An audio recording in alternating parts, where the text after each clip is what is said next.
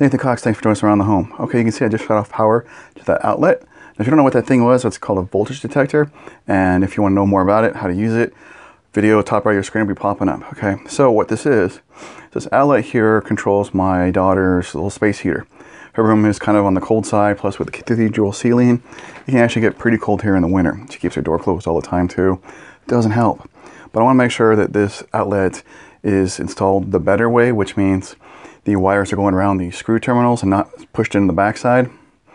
And I also got, to upgrade it even more, I got a heavy duty outlet, 20 amp outlet. So this thing is just can handle the heavier amperage so much better than just your standard 80-cent ones. Now these are only like $3, which isn't a lot, but it's over 3 times as much as the other one. So it's built a lot more heavy duty. Let's just get right down here to it though. Okay, so first thing you should do is definitely find the outlet that is in the hardest, most tight corner of the room to work with. Why is it always behind the dresser in the corner? Let's take a look here. The reason why I'm really wanting to do this is because I've seen another customer of mine's outlet. They had their space heater on. Now they did have their heater on high, and they actually left for like a day and a half, which is not good to leave your space heater on like that. And it burnt the outlet. Now their outlet was only on spring tabs, and I'll show you what I mean by that in a second. Now I don't feel too bad about this, but I do feel a lot of my outlets in this house, they're not wrapped around the terminals, they're pushed in the back. So there's these little holes on the back side that you can push the wires through, and what it does is it just makes for a quick install. It's not a better install, it's a quicker install.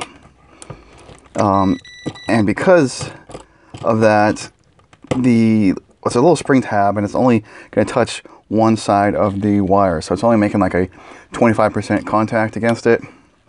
And then as the outlet gets hot from usage of heavy power usage, especially on a heater, it can actually cause the plastic to warp, and then the spring tab can get loose, and it can cause some serious trouble. Okay, now here is the new outlet. Now it's nice because it's also cleaner, it's not got paint on it. And what it's got, I mean, just everything about it is more heavy duty, which is nice. And it has, if you can see in this video, I really can't know if I can get a good angle, it has a clamp on the screw here. So you can actually put 2 wires in here and 2 wires in there.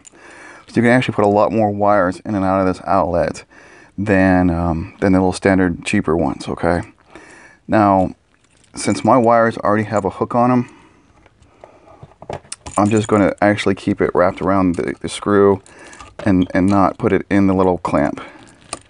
Okay, but if your wire was straight, like you had to pull it out of the outlet, let me show you.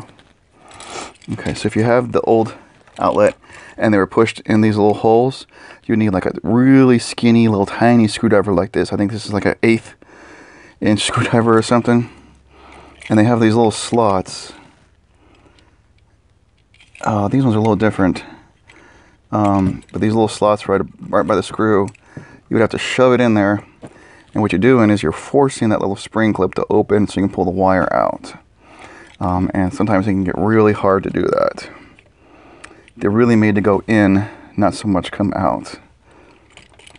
If that doesn't work, if you can't get it, then you might just have to cut the end of the wire off and then re-strip it to put in a new outlet.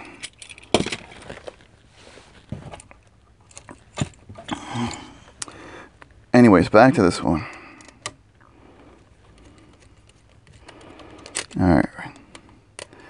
Now you can use a Phillips screwdriver to screw it in and out, but when you're torquing it down, get yourself a good straight one there, because you can definitely get more torque on these screws. The Phillips head will just slip right out. So to finish it off, definitely get the straight screwdriver. Alright, got the ground in, got the white negative terminal on. Let's roll her over and get our black positive line in here, the main line in. That's really it. Now we're going to take our wires, okay, depending on how long they are. You see how this kind of curls down and then back up? That way we can push it back in and they'll kind of bend into place. Okay. That's just one small trick on trying to get it all shoved back in the little box. Well, anyway, that wraps up this video. Hope this helps you out because we want to stay safe, okay? And these space heaters, they can be great for supplementing heat or even taking over heat if the heater fails.